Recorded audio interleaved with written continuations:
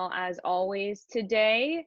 We have Victoria Smith, Monitoring and Evaluation Manager at Assist International, Jim Stunkel, Vice President and Director of Program Operations, Oxygen Expert at Assist International, Dr. Anna Crawford, Anesthesiology and Critical Care Medicine, Stanford Global Anesthesia, and Benjin Joshua, Senior Manager of Medical Programs, Biomedical Engineer, Assist International.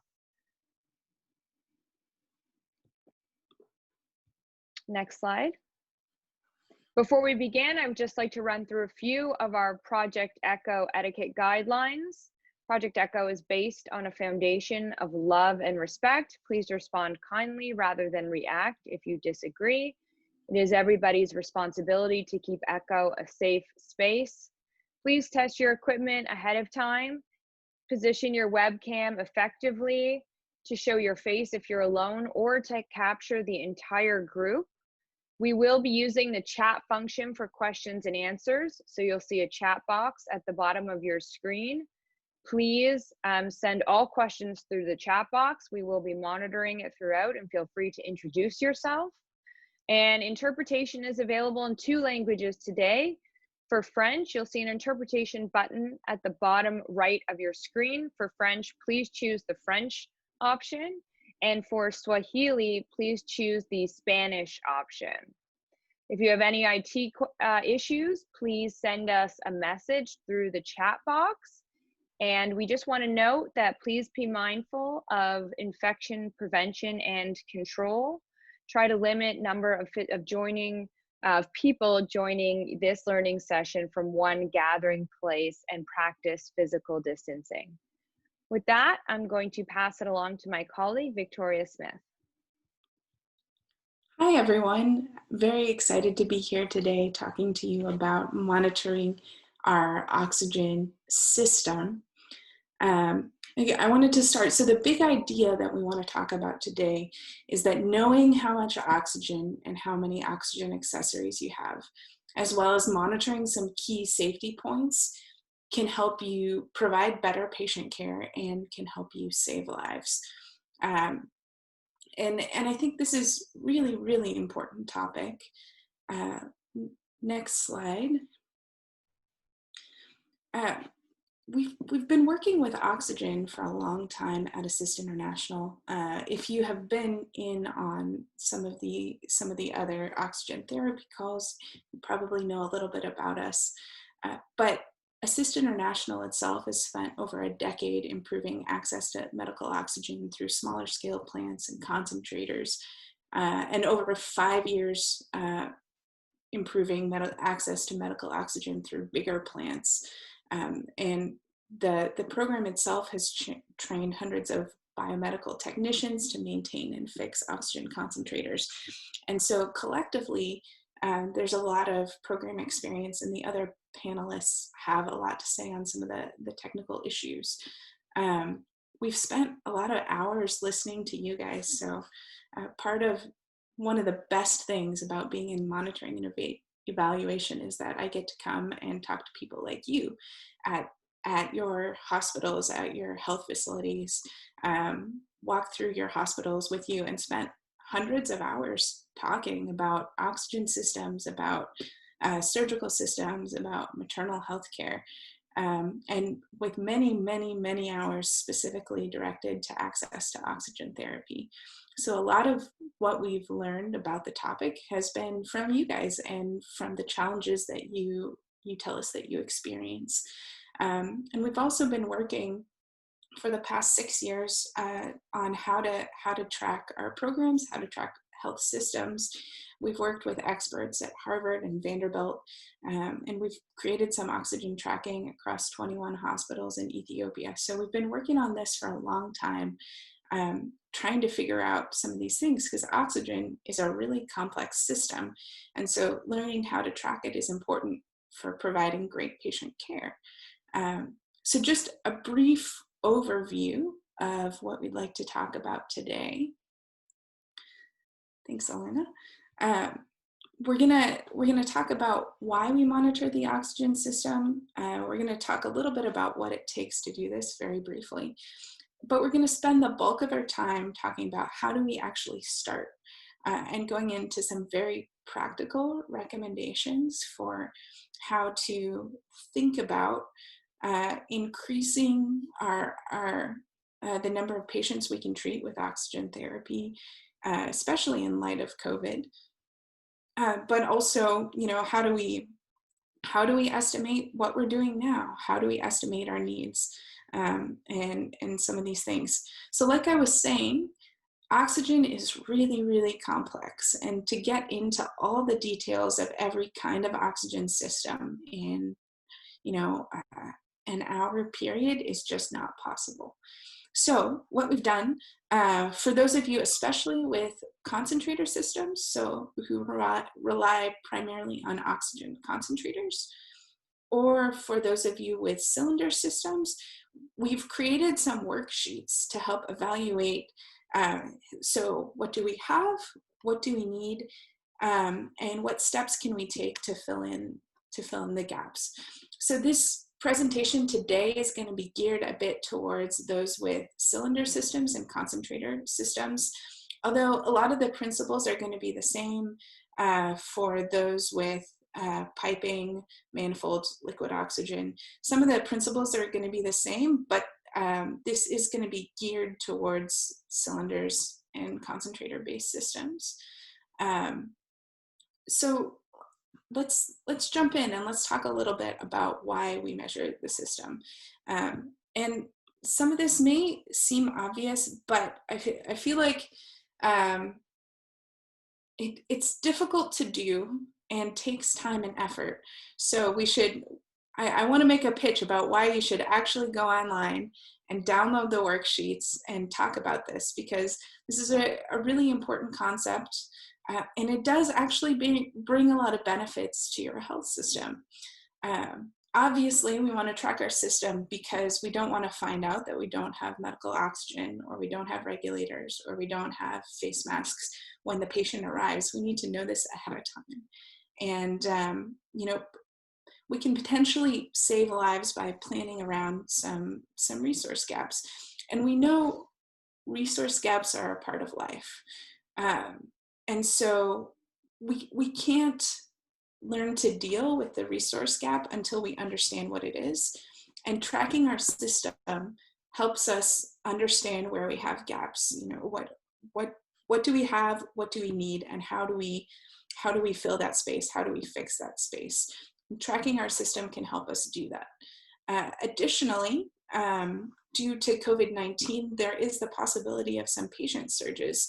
And even if it isn't COVID-19, often, there's a pneumonia season or a flu season in the regions where we work, or globally.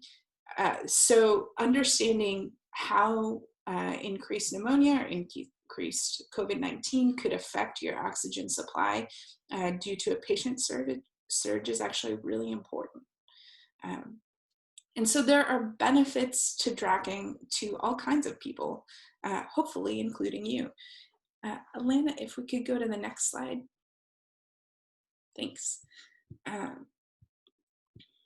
So if you're a clinician, there is some work involved to tracking the system, but it can make your work easier by having supplies more accessible. You can use the information that you get for tracking your system to advocate for supplies to your leadership. You can use it to help provide better care to patients by having planned ahead for some of those resource gaps, right? If you are hospital leadership, tracking your system can help you understand the total number of patients you can treat with oxygen. That can help you plan for patient surges. It can help you decide how best to allocate your resources. We know in settings where resources are limited, you really have to make great decisions about how you use those, and tracking your system can help with that. It can also help you lobby regional leadership for supplies. So if you have a regional health bureau, something like that, it can help you talk to them. And lastly, the benefit is to the patient ultimately, because ultimately what we want to do is provide better access to oxygen therapy. We want our patients to get the necessary treatments faster. We want to make sure no patient age groups get left out of care. And we could possibly save a life by planning ahead, planning for those resource gaps, and having supplies available. So that's ultimately what we want to do. Next slide, thanks. So while there are really very real benefits, we do want to highlight that tracking the oxygen supply does take time and effort. It's going to require you don't just estimate the volume of oxygen available, which can be a task in itself, but you actually need to measure the entire oxygen system. And we're going to talk through what it means to do that. The time investment is going to largely depend on how big your hospital is and the oxygen supply type you have. So as you might imagine, it's going to take more to track at a larger hospital than it would at a smaller hospital. And if you have cylinders, the tracking process can be a little more complex than if you have concentrators or if you have other methods of oxygen supply. Traditionally, staff time and effort is the most consistent barrier to tracking. And additionally, sometimes we need to change the way we've been doing things or innovate some new ways of tracking in our hospital systems. And the larger your hospital is, the more difficult it can be to do that. So there are some very real barriers, but we do think that it is worth the effort to try and do this because it will help us provide better care to patients. So I'm going to Gloria, yeah? can I just ask a question to the panelists? Can we just go back to the last slide? Absolutely. So just wondering, you're talking about needing to change hospital systems. Do any of the panelists have suggestions, and maybe Victoria or Guna, you might as well, in terms of examples of one or two innovative solutions that you've seen?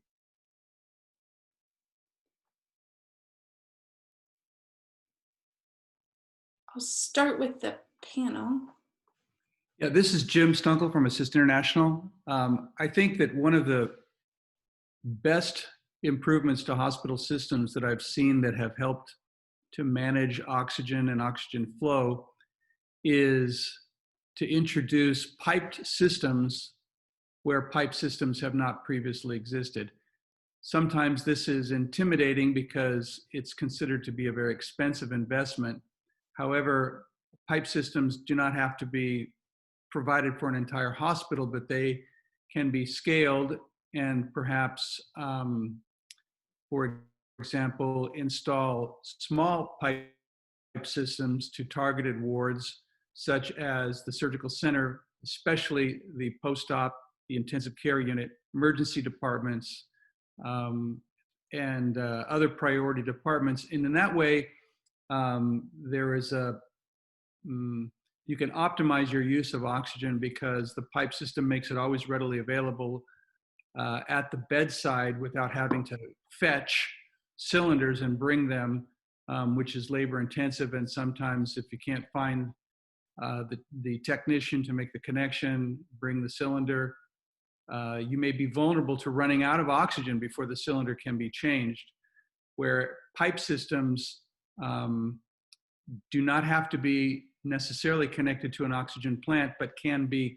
connected to what we would call a manifold of cylinders, which would be several cylinders joined together to serve, if you will, a ward or an entire department of the hospital. So that's a really good change in providing supply to a hospital. Yeah, hey Monica, Benjin here, and I want to highlight, I'm partly biased here because of my background in biomedical engineering, but the asset management system is a key system in ensuring that oxygen therapy devices, including oxygen concentrators, are available and safe for patient use. And so with asset management system, it sounds like a complicated term. Just making sure that, you know, you have a proper inventory of all the devices in your facility, that all of the inventoried medical devices are on a preventive maintenance schedule. That way you have planned preventive maintenance that happens, where devices are being cleaned, the filters are being replaced, they're being calibrated, there's performance verification tests that get accomplished.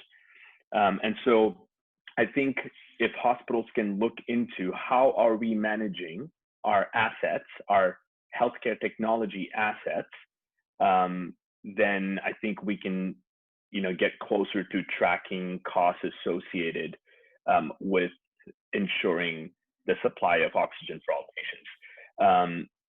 Guna, I'll let you add to this. Please feel free to share some of your thoughts. If any of the hospitals have technical teams, technicians, and they need help tracking medical equipment and putting maintenance schedules together, we're happy to share some resources. And there are sessions that we've done on the more technical engineering side that will empower your technicians provide this type of service to your facility. Guna, over to you. Yeah, like Jim mentioned just now, I think the centralized system, another good thing is you're going to manage safety on the user and the patient side, because you're moving your cylinder, all that can cause, if the cylinder fall or anything, can cause damage, all this, and can cause big issues.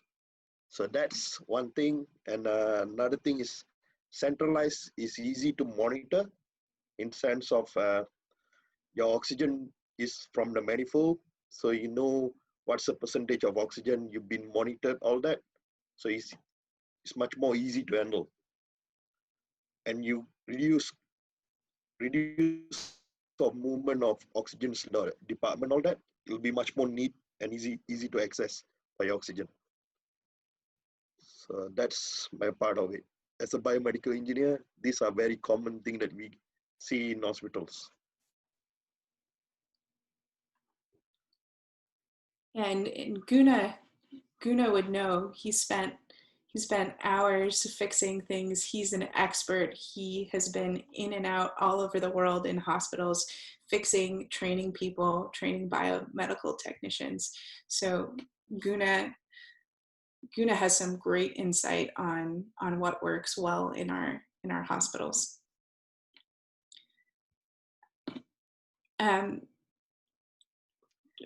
Do we want to go on and talk a little bit about some of those things? Because I think there's some ideas for some systems in the upcoming slides. Yeah, that'd be great. So just a brief overview of some of the things that we can start with. You know, the practical tips that Jim and Guna and Benjin are talking about. Hopefully we can come into some examples here. But we do need to identify the top 3 resources that limit the number of patients that we can treat. So normally we think of, you know, just increasing the volume of oxygen will mean that we can treat more patients. But that's not necessarily true, because there's a bunch of things that can influence that. And we'll go into details about that. Check your system to ensure that you're providing oxygen safely. Especially, I'm hoping that Guna and Jim and even Anna can speak to a couple questions on those things. Identify the people responsible for monitoring your system. Decide who needs to know the information you collect, and then make a plan to adapt to what you find out. So if we could go to the next slide and start. I like, so we've spent most recently this past March, we interviewed about 10 different hospitals on their oxygen systems. And what we're finding is you have to treat oxygen as a system. So there's a number of different components. And while the volume of medical oxygen that you can use is usually the first thing that's going to limit the number of patients that we can treat, there's other things that are also important. So your regulators, if you use concentrators, your power supply, your transportation, all of these things. And they're different whether you have a cylinder-based system or a concentrator-based system. And so if you have a cylinder-based system, we're going to go through that, and a concentrator-based system, we'll go through those as well. But if you use both, which a lot of hospitals do have a combination of cylinders and concentrators, you need to look at all of these things together in order to estimate how much oxygen you have, how much you need, and how many people you can treat. So if we could go through the next one. Monica, going back to your question about some innovative systems for improving our oxygen delivery, all of these things can and have limited the number of patients we could serve with oxygen, and both the number of patients we can serve and patient safety.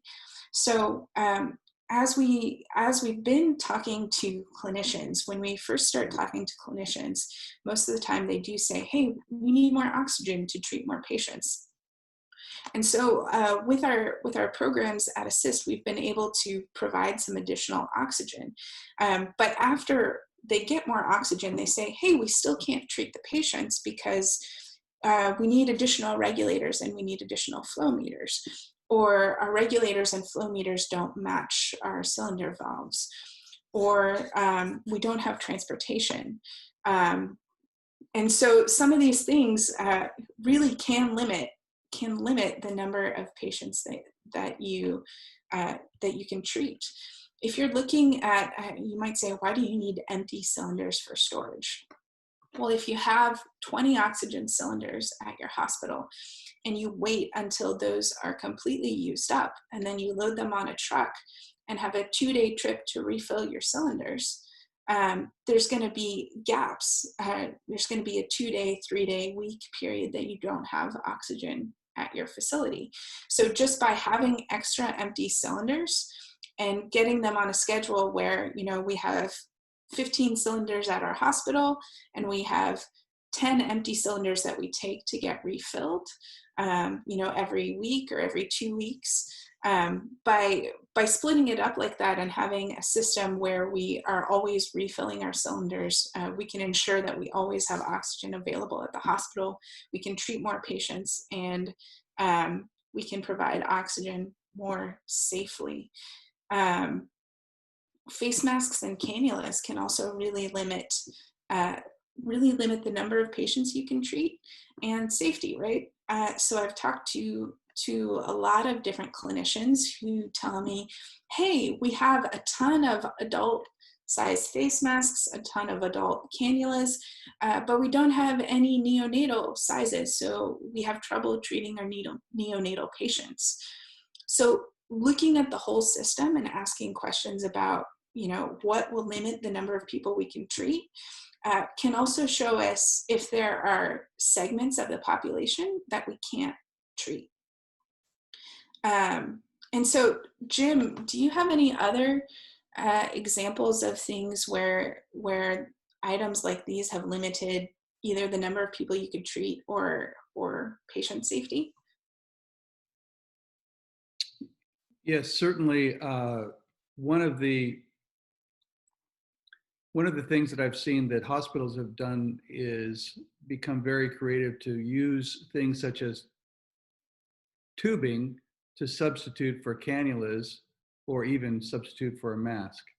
The scarcity of oxygen accessories to deliver can be quite frustrating to those of you clinicians that are trying your best to treat the patient, but you just don't have the tools available to you.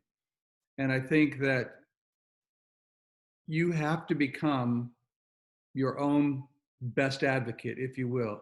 That means advocating with your department heads and keeping up the advocacy to your hospital administration, because I've seen so many really good clinicians, nurses, and assistants at the bedside caring for patients, and I'm going to say it this way, settling for doing the best they can rather than even making the hospital leadership aware of the deficiency of what they have. I have then subsequently interviewed hospital directors and said, do you know, in this department of your hospital, you don't even have the resources that the clinicians need. And the hospital directors were not even aware of that because no one had even brought this to their attention, because the clinicians were just doing the best they could with what they had available. And they had become accustomed to not speaking up for themselves because it was just too difficult to make a change.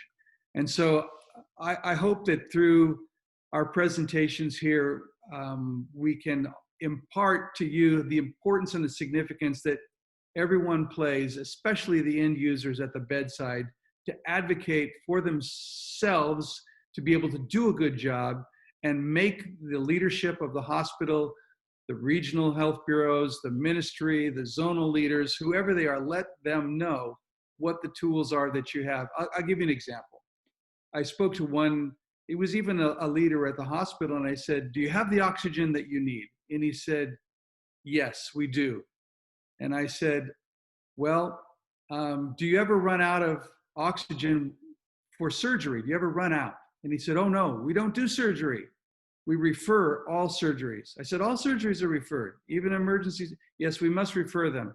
And it's many hours to the next hospital where there's a surgical center. I said, why do you do that? And they said, because we don't have oxygen. So here was a circular reasoning where they said they don't need any more oxygen because they don't do surgeries, but they don't do surgeries because they don't have any oxygen. And what they really needed to do was advocate for themselves for the system change. What Victoria is talking about, having spare cylinders that can be filled and ready and delivered, so that when you send the cylinders that you have to be filled, you're not without oxygen. And as the end user, I want to say you have the strongest voices. Nurses, you have the strongest voices to make the administrations of your hospitals aware of what you're contending with in the wards in order to provide this level of service that's necessary for the best care of the patient. Victoria, back to you. Yeah, I agree, Jim. I think it's so important to talk about some of those things and to make them aware.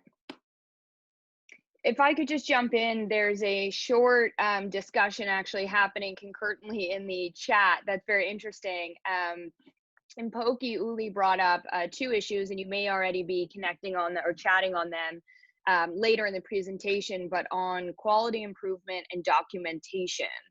The fact that many administrators at a hospital may not be able to tell you the amount of O2 they're using because there's no means to check pressure in cylinders to determine the amount of oxygen in a cylinder, and simply do not have the culture to keep the records of the number of cylinders used, and then quality of medical grade oxygen. It's not always 100%, but at most 80%. I don't know if Jim, you can speak a little bit to these points, as this has been emphasized by a few individuals further down in the chat as well. Thank you, Monica. I've been following the chat, and I agree that this is exactly what we were kind of talking about before, in that the tools that the clinicians need to be able to do their job are sometimes scarce and difficult to come by. First of all, I submit that it is probably true, while there may not be very many regulators and flow meters, those devices that we talked about in our last session last week, in order to deliver oxygen to the patients, you need a flow meter, and I would submit that typically the flow meters will have a regulator with a gauge. I will also agree that I've seen way too many gauges that are broken and don't work properly. So this goes all the way back to, again, clinicians and end users who touch and handle flow meters and regulators. First of all, fundamental step, let's care for them. Don't throw them in the box. Don't throw them in a drawer in between use, that's what breaks them. And we've seen too many that are broken simply because they've been abused carelessly, and I don't mean on purpose, but just thoughtlessly. Maybe someone is in a rush to get to the next patient, so they throw their equipment down and they don't care for it properly. Please take care of your equipment. That will help. But it is going to be important to know how much oxygen that you have available in the cylinder, so that you know how fast you're using it, so that you can be prepared to replace that cylinder. And I know that while some of them are broken, I also would tell you that we're going to get to a place in this presentation in a little bit. I think Victoria will present about the formulas for rate of flow and the use of oxygen. Victoria, will you mention that at all? Will that be part of your? I'm not actually going through how to calculate that because Okay. it is involved, but we have spent a lot of time creating a tool to Okay, actually so walk through how to do that, because we know from experience that it is really challenging. And while you might not know the exact pressure in the oxygen cylinders, if you're starting from full oxygen cylinders, you can estimate that the starting pressure is about 2200 psi, and then use the size of your cylinder and that starting pressure to calculate about how much oxygen you have, and use your number of patients to calculate about how much oxygen you need. And so we've spent a lot of time developing a tool because we've experienced that, and it's hard for us, it's hard for hospitals. It can be really challenging to estimate those numbers. We acknowledge that. So we have been working really hard to put together a tool to help estimate that, and we do hope you'll look at that and download that, because we can convert our patient numbers into the most common cylinder sizes, and we have tools to do that. Yeah, that's really good. And I'm going to give this back to you in its entirety, but part of that step will require the attendants to do some documentation, perhaps in the charts. But I suggest that even in the department, charts that are specific to the oxygen cylinders. For example, if you begin at a certain hour with a full cylinder and you begin to flow oxygen to the patient at 5 liters a minute, you can calculate how long that cylinder will last at 5 liters a minute. And that will help you to be able to project when you're going to need to change that cylinder in 24 hours from now, or whatever the time frame may be. If the flow is increased, then you're going to change the cylinder sooner. And if the flow is decreased, you can change the cylinder later. But I think that documenting, providing that management system, which is what Victoria is talking about, to be able to monitor your flow is going to really give you a tool to do that. And then the tools that we've made available that will be downloadable or accessible from our website will also be helpful. Yeah, and I should just note that Anna has been sharing in the chat some excellent resources. So we will make sure that everyone has access to all of these. Afterwards, most of them are probably already on her LearnWorlds platform, and we will send that out with the follow-up email after this session.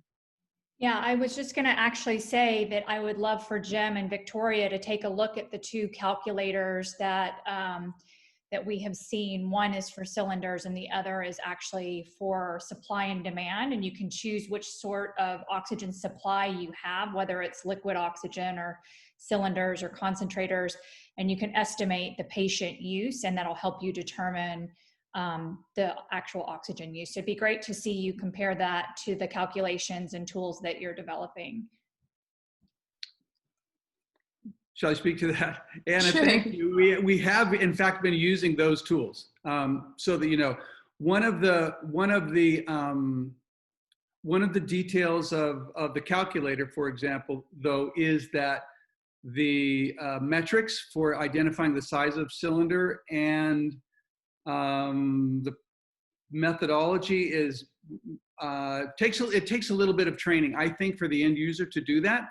And so Victoria and I have had a long discussions about how we can adapt that and come up with tools. For example, the calculator mostly speaks to smaller size cylinders. I think is intended for maybe home use, sending cylinders home with patients and that sort of thing. So, but the concept and the steps of the tool are very, very good. And so what we've actually done is take the principles in, for example, the calculator tool that you have made available and elaborated on that to create a tool that has more sizes and tables where you can, I'm going to say, expand the use of that concept. So I think it'll work. I think they're very compatible, where one ends, the other one picks up. Victoria, any comment about that? Yeah. So the units between what you commonly see in Kenya, Tanzania, Ethiopia are a little bit different. So we've definitely been using that tool, but translating it into units or cylinder sizes and types that our hospitals might experience. But it's a really good tool. So thank you for that. So we have been speaking a lot about cylinders. I would love to touch on concentrators, but as we're going through here, could we go to the next slide? Thank you. So I know a lot of you guys may have been on the call last week where we talked about concentrator maintenance. And so I would encourage you, if you haven't watched last week's training video, that you should go back and do that. But I do want to say that if we are using concentrators, there's a number of things that can affect both the number of patients we can serve and the quality of care that we can give those patients. So a steady power supply is so important. And if you don't have a steady power supply, which I know can be extremely challenging, having some kind of backup generator and backup generator fuel. If you can't afford a backup generator, consider, having a backup cylinder and regulator and flow meter, so that if the power goes out and you have a critical patient, you can still provide oxygen usage. Consider and buying the oxygen splitter tubing so that you can safely give oxygen to multiple patients from the same concentrator. And then additionally, if you don't provide medical or regular maintenance and your concentrator breaks down, that's going to limit the number of patients you can treat and the quality of care that you can give. Additionally, if you don't provide regular maintenance and you don't have the right level of oxygen purity, that's going to greatly affect your patient care, right? And so, Guna, I know you've seen a lot of things in your time training biomedical technicians and visiting hospitals around the world. Would love for you to maybe highlight some things you've seen and how that might affect the number of patients we could treat and patient safety. Okay, normally we got issue like low oxygen purity due to lack of maintenance. So most of it, they don't change the filter, all this. So ended up you get low output. And another easy point to view is by when you got low oxygen, there'll be an alarm that you can see on the oxygen concentrator. So from that alarm, you can know that the oxygen concentrator is not working properly. So that's one thing. So some places ended up, because of the alarm is always there, they intend to cut the alarm. So we've seen that type of issue as well. So the sound is annoying, all that. So they remove the alarm. Oh, so no. Eventually when you open up, or before you open up, you test with the oxygen analyzer, you get oxygen level like 60%, but you're using on the patient. So Yikes. That is quite bad actually. Yeah, so, only 60% oxygen on the patient? Yep. I've seen some of it even 20%, 21 atmosphere output, and they are using on the patient because they don't really maintain it. So eventually they think it's working, but eventually it failed. They remove the alarm, all that, so you don't get any indication. So basically you're just giving them room air because they've removed the alarm and they don't maintain the concentrator. Wow. Yeah, you get an atmosphere alarm ad, and the patient thinks something is good, but eventually you're not delivering anything there. Yikes. Wow, that can definitely affect patient care for sure. Yeah, we've seen all these type of things actually. Wow. Lack of maintenance, poor understanding of the function of the oxygen concentrator, ended up it's not going to perform. And that's a great point. And I think last week's video goes through some simple things that you can do to really clean out the basic filters on the cabinets, move it away from the wall to prevent it from overheating, some really basic things that we can do to ensure quality care. But all of these things, so if we're gonna measure the number of patients we can treat, or the quality of care we can give, you know, the power supply, we need to look at the power supply, the filters, the maintenance. Once again, making sure face masks, cannulas, administration accessories can really limit the number of people we can provide with medical oxygen. So if we could go through to the next slide. Yeah, so summing up what we've been saying for this whole time, that we need to identify our bottlenecks. So we need to identify, one, the total volume of oxygen that we have or that we're using, compare it to the total volume of oxygen that we need, and then compare it again to the volume of oxygen that we would need if we had a patient surge. And I'm gonna refer to those tools. We need to look at different supplies, utilities, systems, and staff. So if we don't have a power source, we can't treat patients. If we don't have a system for refilling cylinders, if we don't have transportation, we can't treat patients. If we don't have regular maintenance, we can't treat patients. And if we don't have staff can be a huge limiting factor for the number of patients that we can treat. You know, one nurse, one doctor can only do so much. So if you are a hospital administrator, using the tools to think about these things, talk through these things, and understand, you know, how much we have and how much we need is a huge bonus. If we could go through to the next slide. So the next thing is checking systems for safety, and we have some of these safety questions. We've talked about these things. You'll notice here all the tape and the leakage in this oxygen cylinder. Guna's sitting here shaking his head.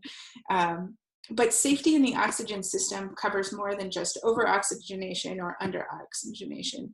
And those things are hugely important. I know Anna and the clinical team have done a ton to talk about, you know, what the best practice is, why you need to use specific flow rates, what can happen for all these different things. But, you know, the number one thing, well, not the number one thing, but there's a lot of different things that cover safety, right? So what Guna just mentioned, the oxygen purity level in your concentrator is so, so, so important. Safe transportation practices for pressurized oxygen gas.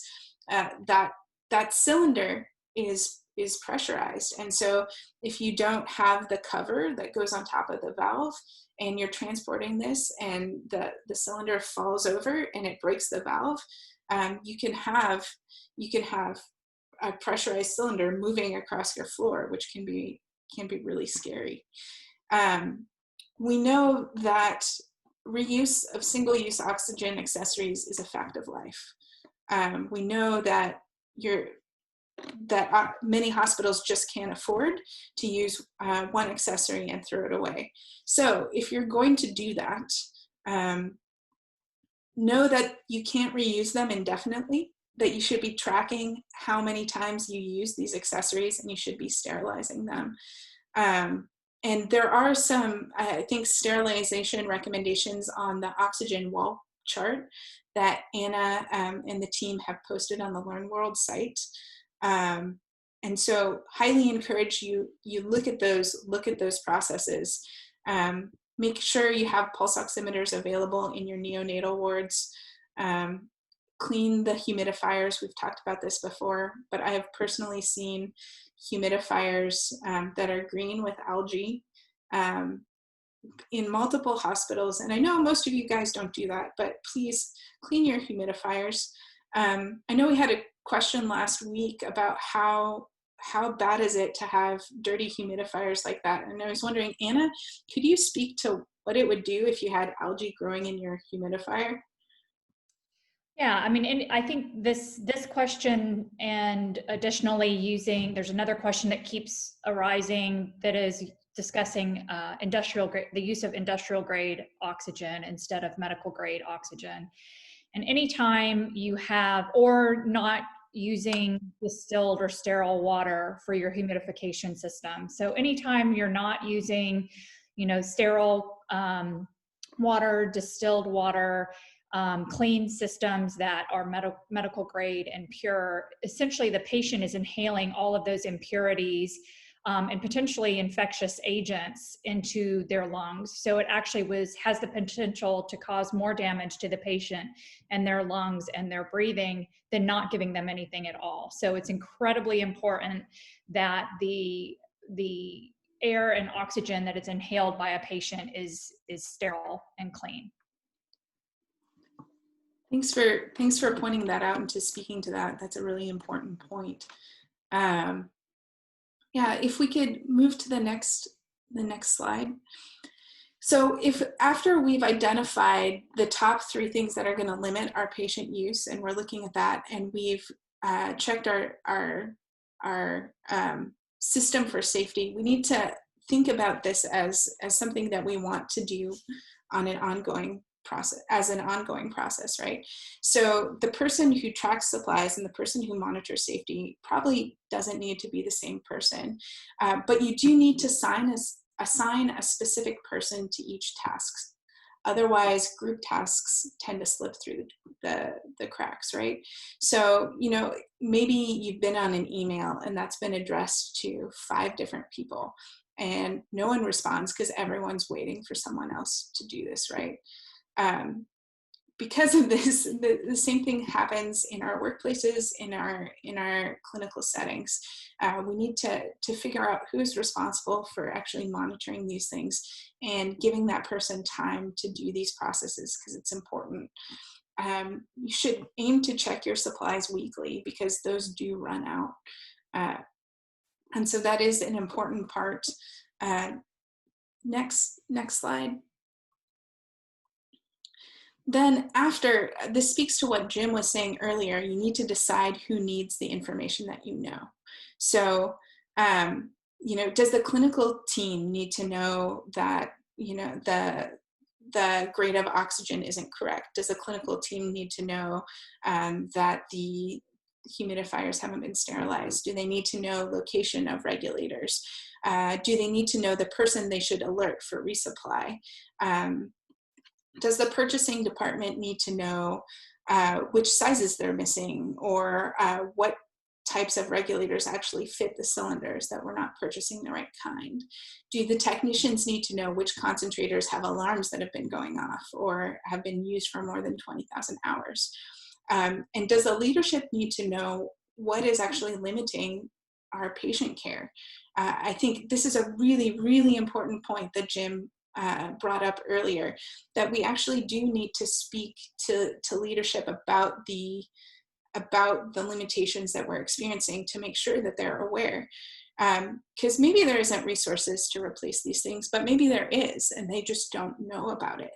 And I know it can be scary and it can be difficult to speak up to leadership because they're above you, and it can be a difficult thing to do. But if you take the data or you take the information that you've collected and show them, it can really help them make better decisions that will benefit both you and benefit your patients. So it's very critical that you actually alert them when you do find these gaps to care. And then lastly, if we could go to the next slide, we need to make a plan, right? So like I said before, resource gaps are a part of life. But collecting data about what those gaps are isn't the goal, right? Using the data to make informed decisions about how best we can respond is the goal. And so maybe we need to use the people we described in the slide before. We need to get leadership involved. We need to get our regional health bureaus involved. We need to get our clinicians or our purchasing or our technicians involved. But if you go through the worksheets or collect the monitoring data, but you don't analyze it or you don't use it to advocate for what you need, you've done 80% of the work, but only gotten 10% of the benefit, right? So don't go to all the work if you're not able to actually put it to use. And I know this seems like a really obvious thing, but it's something that happens all the time. And it's something that even I have to be careful of doing this also. But we're not actually done till we ask ourselves questions about what we're finding. Like, hey, why are these alarms going off? What is standing in the way of us sterilizing our equipment properly? What do we do about these challenges in our transportation system? And we're able to use the resources we have, get our leadership involved, advocate for the right supplies, remove some barriers to use, maybe make sure we have a regulator that fits our cylinder, a couple of types of cylinders in our wards. Now is the time with COVID-19 coming up, right? If you're worried about your oxygen concentrators and you're worried about a patient surge, if they're older concentrators, hire a technician to service your concentrators.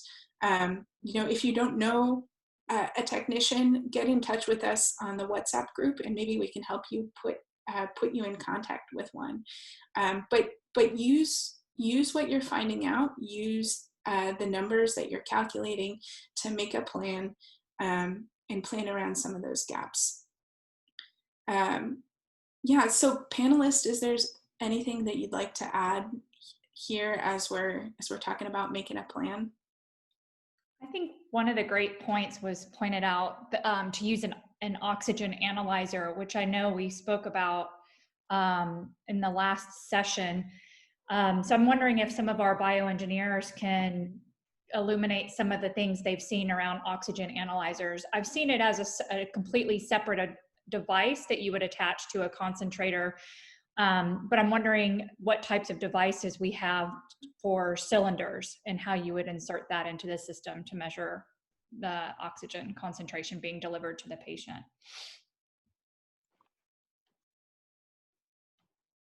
Yeah, you can use the same type of oxygen analyzer to do for cylinder as well, and centralized system to monitor what's the purity of the oxygen. Is it common for facilities who are ordering oxygen supplies to be given an oxygen analyzer, or is that a separate device they must order? And if so, where would they order that oxygen analyzer device and how widely available is that device?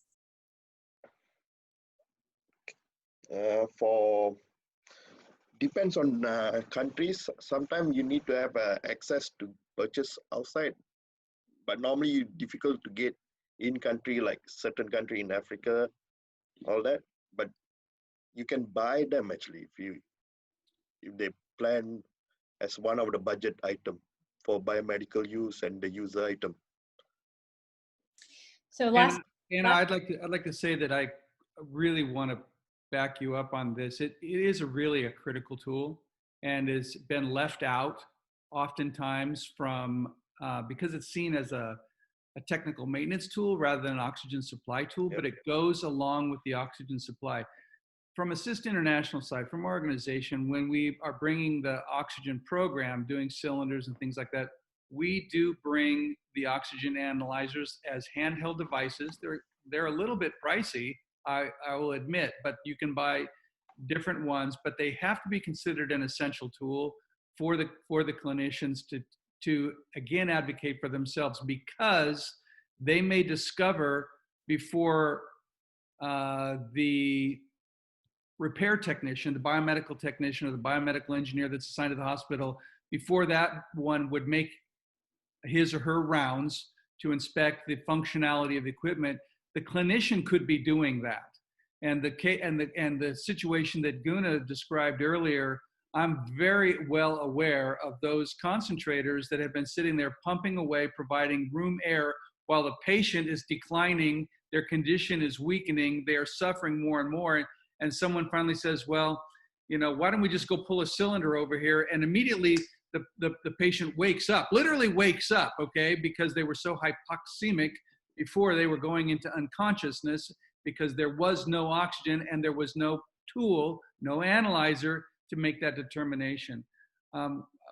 So it's so important for us that we do provide them, but we provide them typically so that we can check the cylinders, they can make sure that what they're getting out of the machine, out of the oxygen plant is exactly what the oxygen plant metering is telling you. But these have to be considered. My message now is to the leaders of the hospitals, and again, the clinicians to advocate for themselves. Put this tool on the list of essential tools that you need within your hospital. They can be shared between departments and wards. You don't need hundreds of them, but you do need them in your hospital to properly maintain your equipment and advocate for yourself. If you don't mind, I have 2 comments around that. Thank you, Jim. I think your point is well taken. One, it is probably, I think, fair to say that it's considered more of a technician's tool than a clinician's tool, but I think that also depends on the type of clinician. As an anesthesiologist, we're used to measuring the concentration of oxygen we deliver to our patients, and we often have oxygen analyzers in our anesthesia machines. So that is one source of an oxygen analyzer that may be present at some of these institutions. I'd actually have to defer to Dr. Kano and Dr. Jean-Claude and some of the other anesthesia. I think Dr. Dati is also on the call, but to actually see if it's possible for those analyzers to be used in other clinical contexts.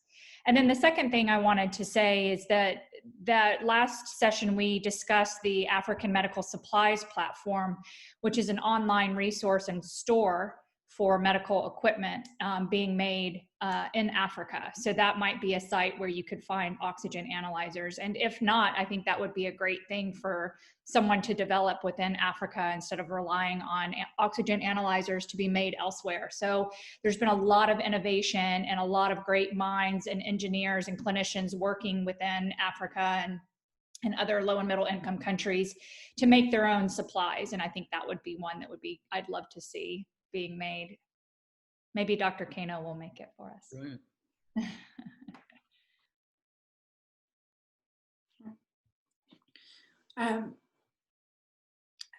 I am so grateful that you're going through and finding some of these resources to make them more easily available, because we do know that supply chains can absolutely be a challenge. As we're going through, I have just a couple statements to wrap up the presentation, and then would love some additional questions if people are coming in.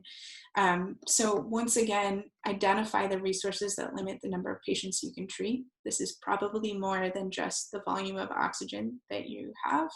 Check your system for safety, identify the people responsible, decide who needs to know what you know, because that's really important, and then make a plan to adapt what you find out.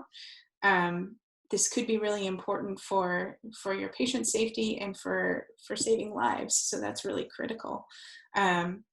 But did want to throw this out there if there was anyone in the chat who also had questions or comments that they'd like to share.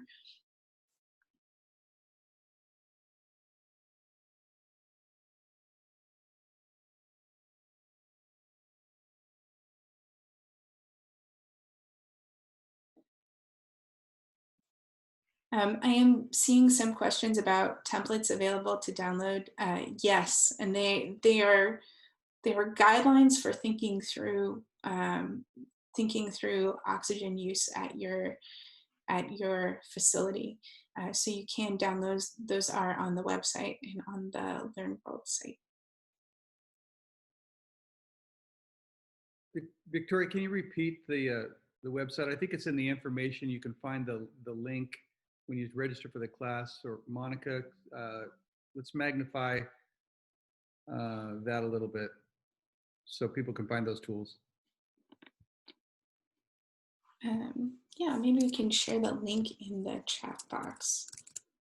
Yeah, so we have the link here to the Learn World's site in the chat box, where Anna has put up almost everything that we've presented over the last 6 weeks. And then everything will be on our website at assistinternational.org / I believe it's /COVID-19. Alana, if you could put that up. And we will be sending out a follow-up email like we do every week with all of these resources and links to the various, not just our own websites, but the various resources that have come up today. So just anyone have any final questions? I know we're 5 minutes over. We seem to always go over on these sessions, but that's because we have really engaging panelists and participants. And any final comments from our panelists?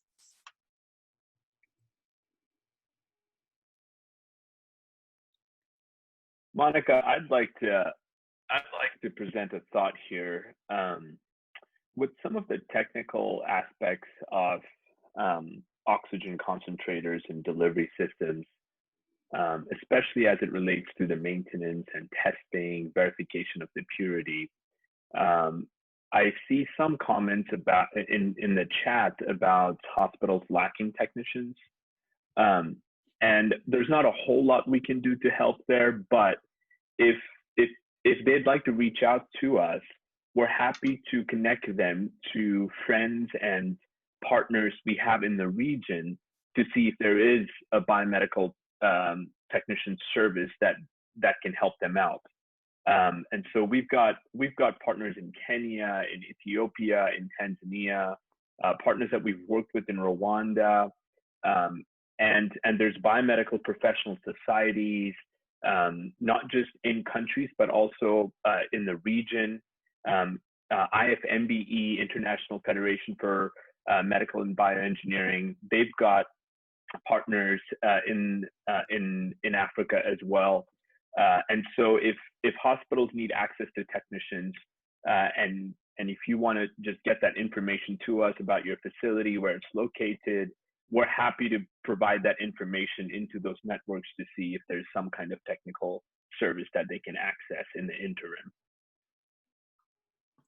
That's an awesome suggestion, Benjin. I think that's really important. I had also noticed in the chat box that someone had mentioned that a refresher for BMATs would help improve the system safety. And I do want to point people back to the Assist International website, because on the Assist International website, the HTM team, the Healthcare Technology Management team, has taken a lot of time to develop some tools that can help you fix your concentrators and maybe provide some of those refresher details for someone who's more technical, a more technical perspective than what was presented for clinicians last week. So do want to highlight that, because I think that's a great point.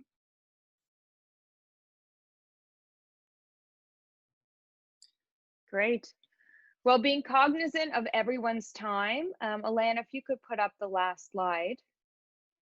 I just want to thank everyone, thank our panelists again. Thank you, Jim, Victoria, Guna, Benjin, and Anna, who had to drop off as she's in clinic this morning.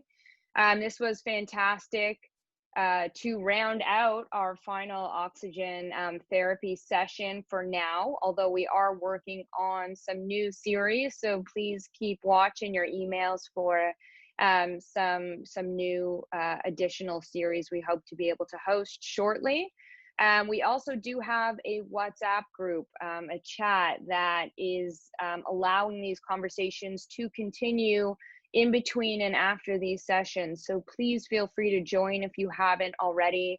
Ask questions. Our teams will be happy to answer them. And again, a follow-up email will come out in the next few days with all of these recordings in the various languages, as well as hopefully Amharic and our presentation materials and any other follow-up. So thank you again to everyone. And we will leave this open for another minute just so everyone can join the WhatsApp group and take a picture of the QR code. If you have any problems joining, please email us at echo@assistinternational.org and we will help you out with that. So thanks again and have a great day or evening. Thanks, everyone. And also, Thanks, if you do download the tools, we would love your feedback on that, either through the WhatsApp chat or the email. So please feel free to email us with questions or suggestions.